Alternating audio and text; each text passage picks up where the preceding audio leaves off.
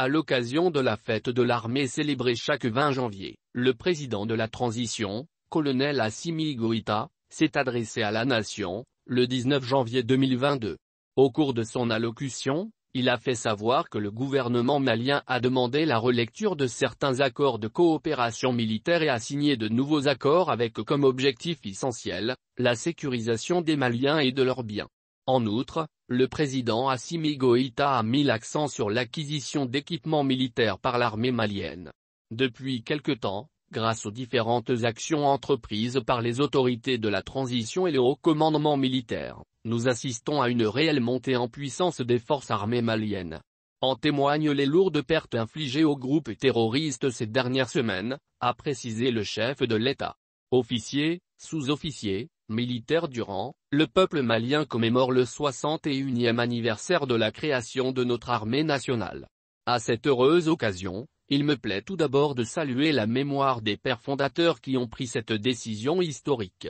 Je voudrais nommer le président Modibo Keïta et ses illustres compagnons, civils et militaires. C'est par ces mots que le président de la transition a commencé son allocution.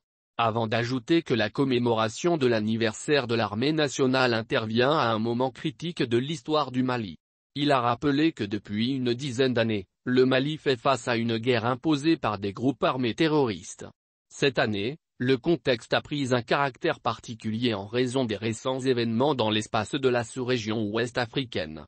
Contrairement à l'objectif recherché par certains, à travers ces événements, les Maliens ont su se surpasser dans un vaste élan de communion autour de ce que nous avons de plus cher, notre patrie. En tout état de cause, l'armée est entièrement solidaire du peuple malien dont elle est partie intégrante, a déclaré Assimi Goïta. Selon lui, l'armée républicaine du Mali est actuellement engagée sur plusieurs fronts.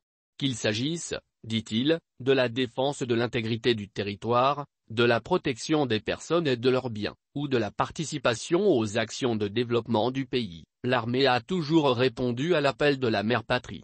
D'où la nécessité, ajoute-t-il, de renforcer ses capacités opérationnelles et d'améliorer les conditions de vie des soldats qui ont décidé de défendre le pays au prix de leur vie.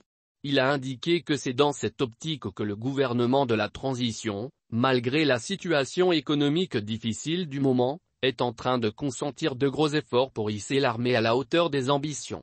Cette fête du 20 janvier nous offre aussi l'occasion de saluer à juste titre, le dynamisme de notre politique de coopération militaire qui a contribué à l'amélioration des capacités opérationnelles des forces armées maliennes. Je citerai ici, l'obtention de plusieurs bourses de formation au profit de nos forces, des appuis importants en termes d'acquisition d'équipements, de construction et de rénovation d'infrastructures militaires.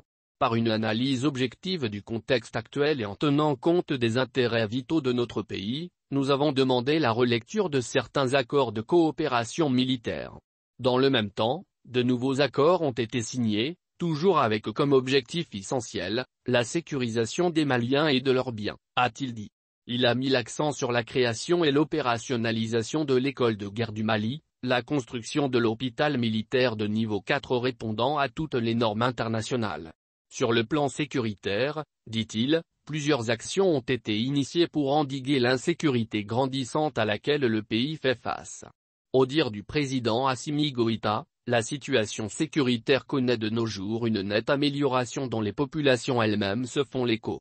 Depuis quelque temps, grâce aux différentes actions entreprises par les autorités de la transition et le haut commandement militaire, nous assistons à une réelle montée en puissance des forces armées maliennes. En témoignent les lourdes pertes infligées aux groupes terroristes, ces dernières semaines.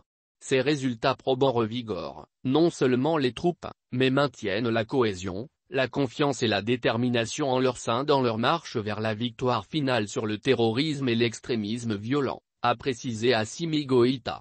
À ses dires, le terrorisme est un phénomène transnational qui endeuille tous les peuples de la sous-région et du monde. C'est pourquoi, l'heure n'est plus à la division de nos États, mais plutôt à l'union sacrée contre ce fléau. Au Mali, nous sommes convaincus que dans le respect de nos souverainetés étatiques respectives, nous devons développer des cadres de solidarité nous permettant de satisfaire les besoins de nos populations dans les domaines de la défense et du développement socio-économique, a conclu le chef de l'État.